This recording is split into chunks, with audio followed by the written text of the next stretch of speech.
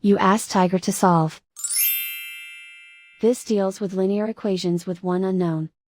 The final result is p equals 4. Let's solve it step by step.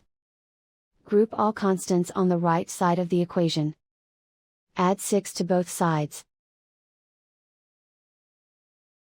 Simplify the arithmetic.